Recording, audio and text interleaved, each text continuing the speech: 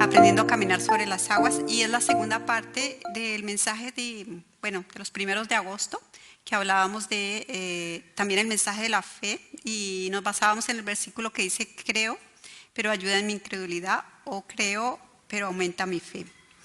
Y no sé si recuerdan, pero habíamos repartido este corazoncito, que teníamos el corazón de oro, que es con el que el Señor nos está limpiando y purificando para hacer ese corazón de oro, que hay lágrimas también, pero es un corazón fuerte, donde los dardos del enemigo no pasan. Pero por el otro lado, también teníamos ese corazón de madera, que a veces estamos confundidos y por aquí sí pasan los dardos del enemigo. Y no es malo, porque también aprendemos de esos dardos. Y la pregunta clave era que el Señor, cuando estamos por este lado, nos decía: ¿por qué no confías en mí? Eso fue lo que quedamos la vez pasada. Pero a mí me llamó la atención el último versículo que leímos, que dice: conforme a tu fe te será hecho, que está en Mateo 9:29. Lo tengo aquí en la cajita del regalo de la fe que nos da el Señor. Y leyendo este versículo me pareció increíble, porque normalmente nosotros pensamos que la fe, sí, claro, el Señor nos da la fe, la semillita, pero de nuestra parte tenemos que hacer muchísimo. Y como dice este versículo: conforme a tu fe te será hecho, pues vaya que es importante. Y antes de comenzar con los versículos que nos respaldan este versículo tan importante, quería compartirles esta vivencia personal que he tenido desde los primeros de agosto, que le pedí al Señor que aumentara mi fe hasta ahora. Y yo le puse por título: ¿quién cambió, yo o ellos? Porque nosotros casi siempre cuando oramos estamos pidiendo: Señor, que cambie la situación. Señor, que cambie a mi esposo. Señor, que cambie a mi jefe. Señor, que mi hija. Señor, que mi casa. Señor. Pero nosotros no nos miramos a nosotros mismos y pensamos que estamos bien. Y resulta que este tiempo la situación en mi casa no ha cambiado mucho. He visto unos primeros pasitos en algo, pero no mucho. Al contrario, creo que se ha complicado un poquito más. Pero lo que sí ha cambiado y el Señor ha transformado es mi corazón en este tiempo. Y es ahí, cuando vimos la vez pasada la teoría, hoy vamos a ver la práctica. Hoy vamos a aprender a caminar sobre las aguas un poco, que es lo que yo he podido hacer un poco este tiempo, aunque he caído muchas veces, pero el Señor ha extendido su mano poderosa y como Pedro me ha sacado nuevamente. Precisamente esta semana que pasó fue bastante fuerte, pero gracias a la misericordia del Señor estoy aquí. Y cuando le pedimos al Señor que cambie las situaciones, Él nos cambia primero a nosotros, porque nos quiere que nos alineemos.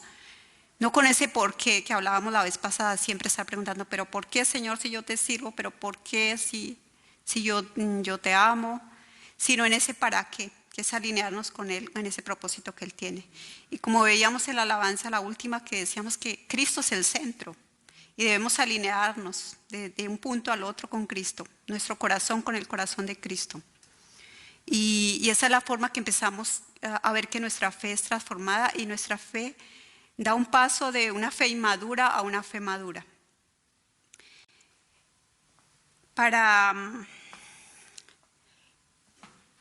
Algo muy importante, ¿por qué es tan importante vivir por fe? Es este versículo, porque la palabra nos lo dice contundentemente. Si leemos el versículo: conforme a tu fe te será hecho, lo podríamos traducir en la práctica, sería creer para ver y no ver para creer. Es algo muy difícil, porque nuestra mente siempre está ahí tratándonos de que lo que vemos es lo que pasa y no al contrario. Pero esa es la parte y el compromiso que nosotros tenemos con Dios. Y es muy importante porque dice en Hebreos 11:16, pero, hay un pero, sin fe es imposible, oigamos bien, imposible agradar a Dios. ¿Por qué? Porque es necesario que el que se acerca a Dios crea y que es galardonador de los que le aman, perdón, se me corrió aquí. Hay muchos versículos que respaldan este rema, esta palabra, que yo les llamo versículos wow, porque son muy contundentes. El primero está en Marcos 9:23, que habla del muchacho endemoniado y que dice que todas las cosas son posibles para el que cree, o para el que cree todas las cosas son posibles. Hay otro versículo en Juan 11:40, que es el caso de Marta, la conocida Marta que hemos venido estudiando los miércoles, que dice, no te dije que si crees verás la gloria de Dios. Y cuando dice no te dije es porque ya se lo había dicho varias veces. Y ahí vemos la comparación que hacíamos con Marta y María, ¿no? Esta es María incrédula o con la fe que todavía no está tan madura. También tenemos en Marcos 11:23b que dice, el que no dude en su corazón, sino que crea lo que dice, lo que va a suceder, le será concedido. O sea, hay mucha parte, mucha responsabilidad nuestra. En Marcos 5:36, con la hija de Jairo, dice, no temas, cree solamente. Y eso es el caso también de Pedro cuando tuvo miedo, cuando iba caminando y tuvo miedo. Cree solamente, no temas. Fue el temor que lo apaciguó. También tenemos otro versículo en Marcos 6, del 5-6, que es en Nazaret, donde Jesús vivió hasta los 30 años y dice que allí no pudo hacer ningún milagro. Y eso a mí me impactó porque como que no pudo hacer ningún milagro. Y él dice que solo pudo hacer unos cuantos milagros, pero imponiendo las manos, no porque alguien hubiera creído. Y dice que el Señor estaba asombrado de la incredulidad de ellos, porque él había vivido ahí y bueno, sí era increíble. El último versículo, bueno, hay muchos, pero el último versículo que me llama mucho la atención es en Mateo 8:13, el caso del centurión y su criado, que le dice, así como has creído, te será hecho. Vamos a leerlo en Mateo 8.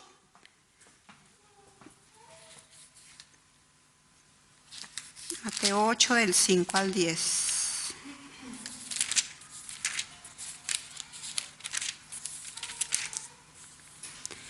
Dice, entrando Jesús en Cafarnaúm, vino a él un centurión rogándole y diciendo, Señor, mi criado está postrado en casa, paralítico, gravemente atormentado. Y Jesús le dijo, yo iré y le sanaré. Respondió el centurión y le dijo, Señor, no soy digno de que entres bajo mi techo, solamente di la palabra y mi criado sanará. Porque también yo soy hombre bajo autoridad y tengo bajo mis órdenes soldados. Y digo a este, ve y va, y al otro, ven y viene, y a mi siervo, haz esto y lo hace. Al oírlo Jesús se maravilló y dijo a los que le seguían, de cierto os digo que ni aún en Israel he hallado tanta fe. Este fue un versículo que me llamó mucho la atención porque es algo increíble que este centurión es un gentil como nosotros, pero este centurión ya está visualizando el poder de la palabra. Porque no fue como los otros que Jesús iba, los tocaba o les hablaba o le rogaban al Señor que los curara, sino que él dijo solamente, manda tu palabra. Ella estaba visualizando cómo iba a ser cuando Jesús ya no estuviera, porque la palabra tiene poder. Y es la misma que nosotros tenemos ahora, que tiene poder. Y estaba confirmando también la palabra que dice en Isaías 55:11, que dice, así será mi palabra que sale de mi boca, no volverá a mí vacía, sino que hará lo que yo quiero y será prosperada en aquello para que la envíe. Y entonces vemos que la palabra en sí misma tiene mucho poder. Y también este versículo de Isaías nos muestra que la palabra es Jesús y el Padre, como dice, de su boca salió la palabra y no volverá vacía. Y él vino aquí a la tierra y prosperó porque resucitó y vendrá nuevamente. Y esa es la esperanza que también nosotros tenemos, que vamos a ser resucitados a través de su palabra. Hay algo importante en la palabra que veíamos también el miércoles en uno de los estudios, que es el rema, el logos y el rema. Y aquí es muy importante porque estamos hablando de cómo es el poder de la palabra. Está el logos, que es toda la palabra escrita en la Biblia, pero también está el rema, que es la palabra también, pero está escrita para nosotros en ciertas situaciones. Es cuando nos aferramos a cierto versículo, a cierta palabra, o la apropiamos como si fuera mía, como si fuera de cada uno de nosotros. Y eso es vivir por fe. Porque, por ejemplo, los fariseos conocían la palabra, conocían todo el logos, pero no lo practicaban. Y el rema es practicarlo porque lo estamos proclamando. Lo estamos mandando, como dice la palabra en Isaías, para que sea prosperada. Hay un ejemplo que podemos poner que es imaginarnos que estamos en un cuarto oscuro, digamos que aquí estuviera todo apagado, y nosotros estamos en el centro porque el Señor dice que la palabra es lámpara a mis pies. Y esa lámpara está ahí encendida y quizás cuando la prendemos las tinieblas se van, pero no totalmente. Mientras haya más potencia, pues se va a ver más la luz y el cuarto se va a iluminar totalmente y vamos a poder ver dónde está sucio.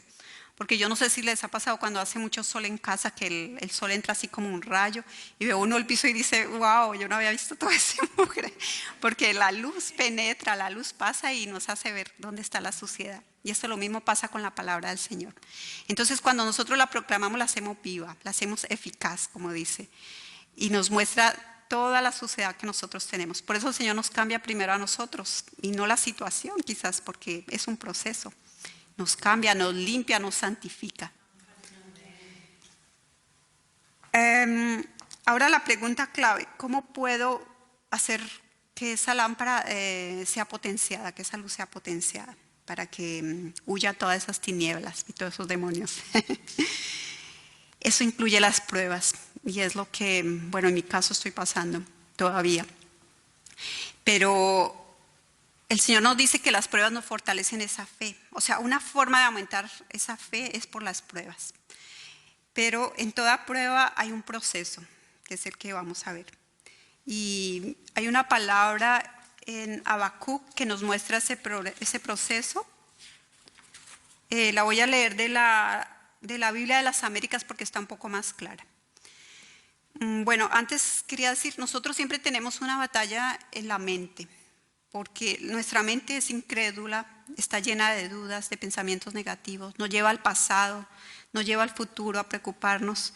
Y como hablábamos la vez pasada, a veces nos creemos las mentiras del enemigo y nos vamos al pasado. Ay, ¿por qué hice eso? Tengo heridas, no he podido perdonar, bueno, cantidad de cosas, no se me olvida lo que me hicieron. Entonces estamos viviendo en el pasado.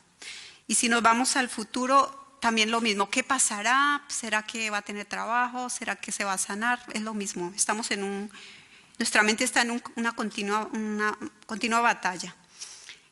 Pero nuestro corazón es donde tenemos ese rema que podemos, de la palabra de fe de Dios, porque Cristo habita en nuestro corazón. Entonces, la batalla es tener la mente de Cristo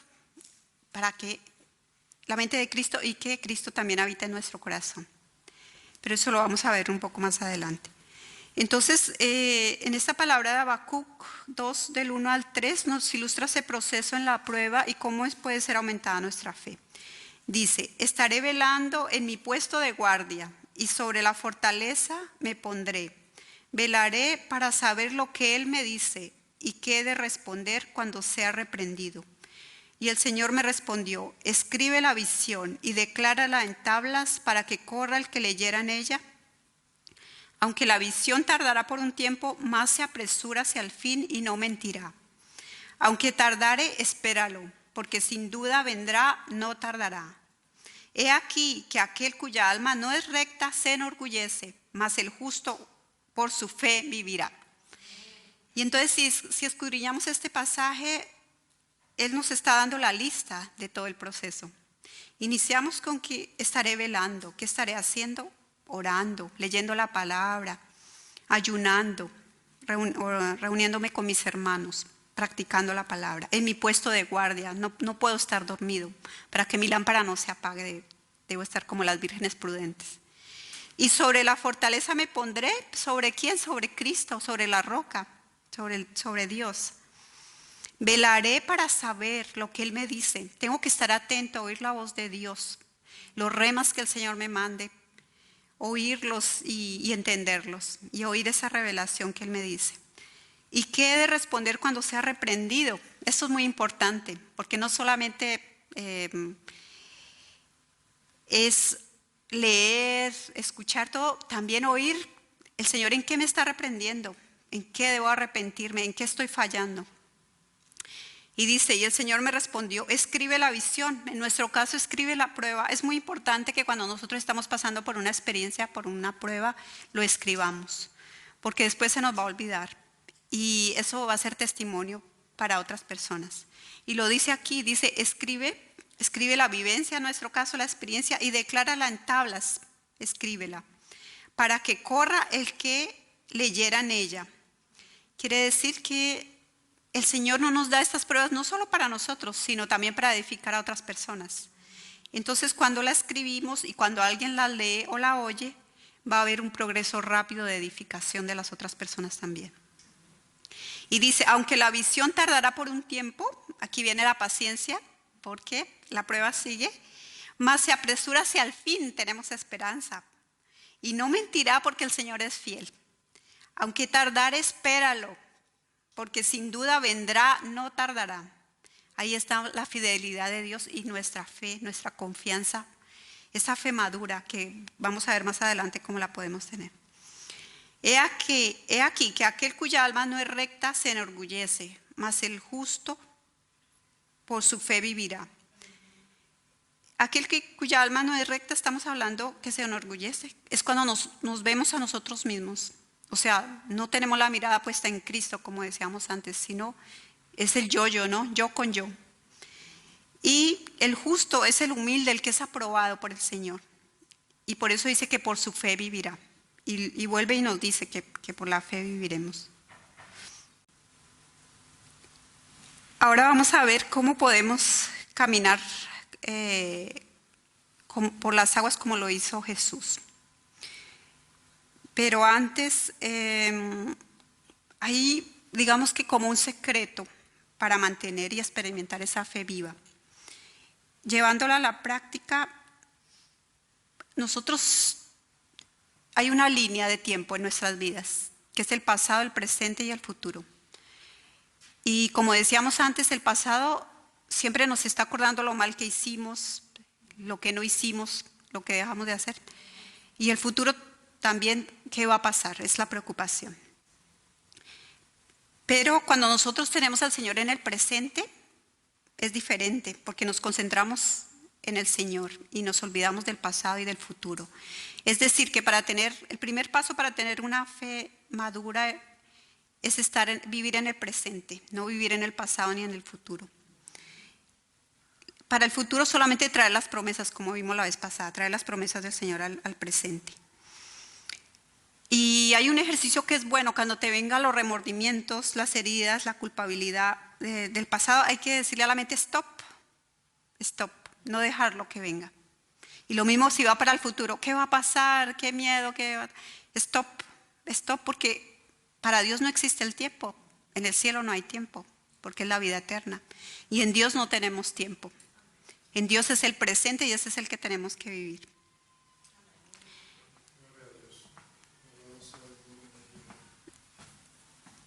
Entonces, hay algo muy especial porque el Señor nos puso el ejemplo de caminar sobre las aguas. Pero vamos a leer primero en Mateo 14 el pasaje.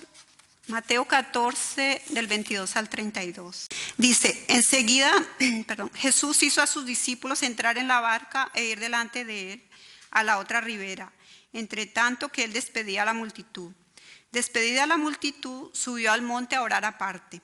Y cuando llegó la noche, estaba allí solo. Y ya la barca estaba en medio del mar, azotada por las olas, porque el viento era contrario. Mas a la cuarta vigilia de la noche, Jesús vino a ellos andando sobre el mar. Y los discípulos, viéndole andar sobre el mar, se turbaron diciendo: un fantasma, y dieron voces de miedo.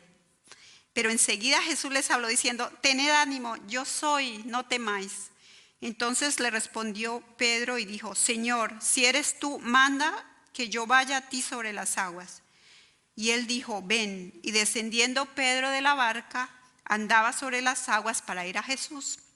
Pero al ver el fuerte viento, tuvo miedo y comenzando a hundirse, dio voces diciendo: Señor, sálvame. Al momento Jesús, extendiendo la mano, asió de él y le dijo: hombre de poca fe, ¿por qué dudaste? Entonces, aquí tenemos este ejemplo de caminar sobre las aguas. Y les estaba diciendo que era algo muy importante, muy especial, porque el Señor quizás puso ese ejemplo de caminar sobre las aguas. Imaginémonos que estamos caminando sobre las aguas. ¿Qué pasa? Que nosotros no dejamos huellas, como en la arena o como en la tierra, en el pasto. No dejamos huellas. Y si vemos adelante no hay camino tampoco. Solamente vemos el presente. Y eso era lo que el Señor nos quería decir, andar en ese presente. Porque ¿qué pasa? Que si andamos en presente no hay pasado, no hay huellas, no hay futuro, porque no hay camino, no lo vemos. Pero que sí podemos ver en el presente, podemos ver a Jesús, a Cristo. Y eso es, por eso es tan importante para poder andar sobre las aguas, es estar en el presente. O sea, en el tiempo de Dios.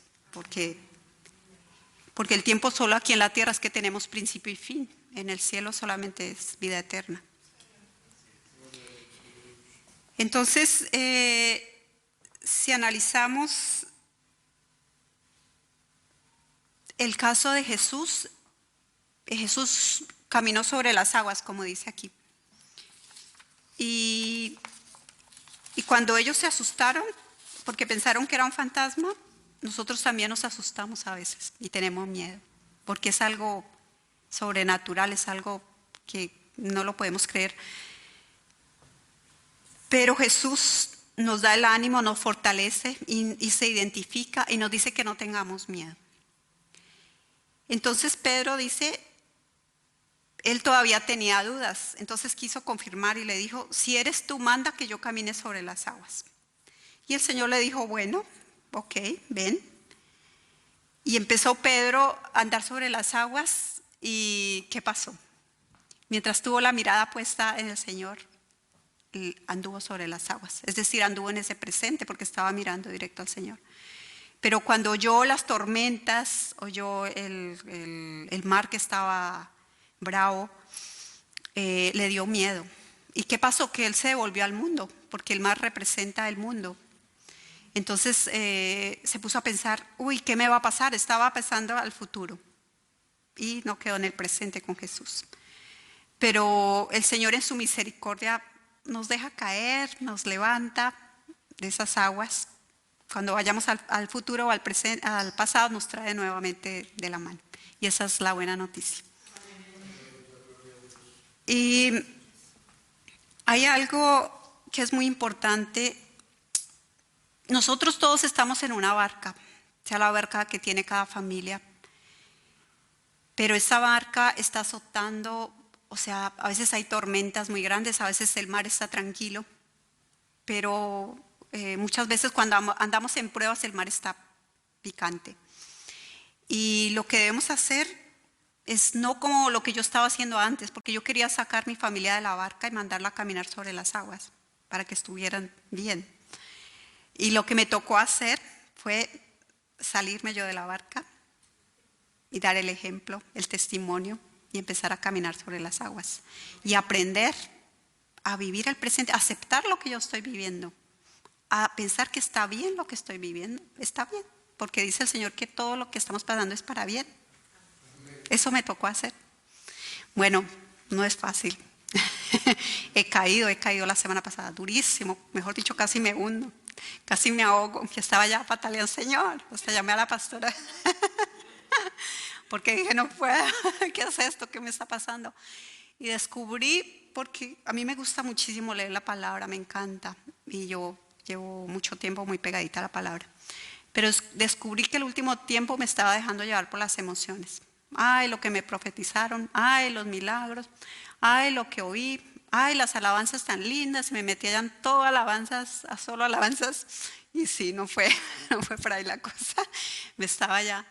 Porque en el mundo tenemos aflicción, tenemos estrés, y yo en mi caso tenía demasiado estrés la semana pasada, bueno, todo junto, más todo lo que estaba viviendo en las emociones, se me hizo como un torbellino, no fue la tormenta, sino que como que, no me acuerdo cómo se dice esto, bueno, el que lo coge a uno, el de abajo del agua, así. El remolino me estaba agarrando. Pero entonces ya cuando tenía la mano ahí, el Señor me rescató y aleluya.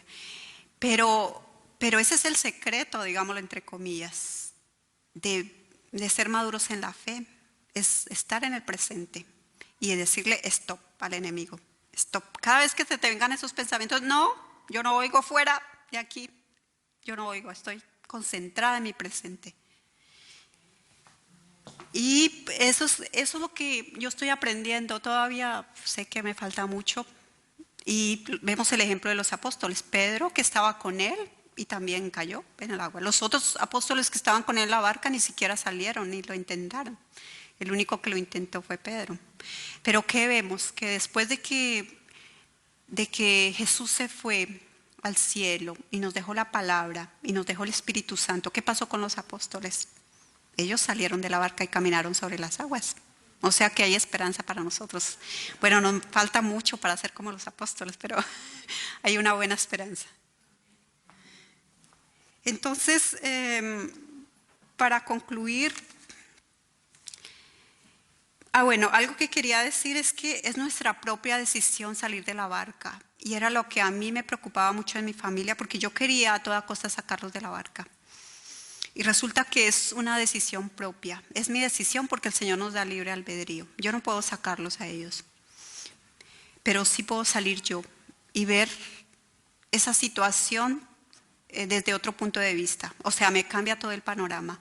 Y la experiencia es que en el momento que yo cambio esa visión, que yo estoy viviendo el presente, como que todo va a cambiar a mi alrededor. Como que lo que yo veía mal, así esté mal, lo veo bien. Y esa es la esperanza que el Señor nos da y esa es la ventaja que tenemos de andar con el Señor. Porque pase lo que pase, sabemos que el Señor está ahí y como leímos en Habacuc, tenemos la esperanza y a veces tarda en llegar esa promesa, pero llega. Otra cosa importante es que cuando nosotros tenemos la mirada en Jesús y nos alineamos en ese para qué, en ese propósito, no en el porqué de quejarnos, de pensar en el pasado, en el futuro y todo esto, sino nos alineamos con Él de corazón a corazón. Entonces, ¿qué pasa? Jesús, ¿qué hace? Porque en Efesios 2:6 hay una linda promesa que nos dice que Él nos ha sentado en lugares celestiales. Entonces, cuando tenemos esa mirada puesta en Jesús, Él nos abraza y nos lleva a esos lugares celestiales centrados en el trono.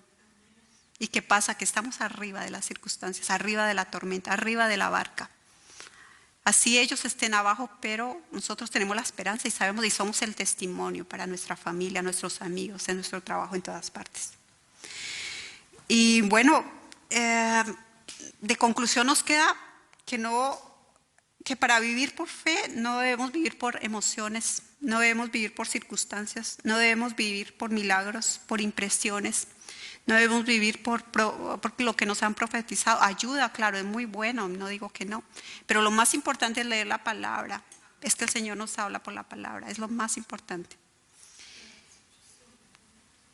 Y como otra pequeña conclusión podríamos decir que vivir por fe es vivir en presente con la mirada puesta en las alturas, en Cristo. Esa sería otra forma. Y 3 puntos importantes que quisiera hacer hincapié son: salir de la barca es salir de mi zona de confort, a la que siempre estoy acostumbrada, porque nosotros todos estábamos acostumbrados a quejarnos.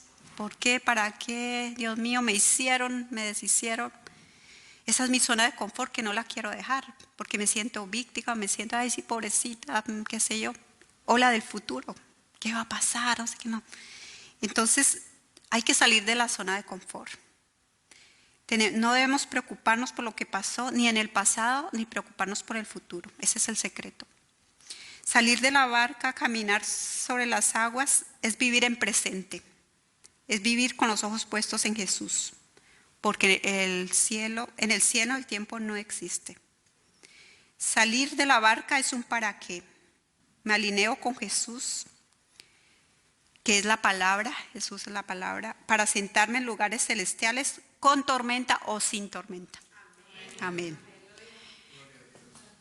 Y ahora, mis hermanos, les invito a que disfrutemos de la alabanza que viene a continuación y que imaginémonos aprendiendo a caminar sobre las aguas, que imaginémonos en ese presente y levantémonos, hermanos, y oremos con todo nuestro corazón con esta alabanza que viene a continuación, para que el Señor nos siga ministrando y nos siga ayudando a aprender a andar sobre las aguas.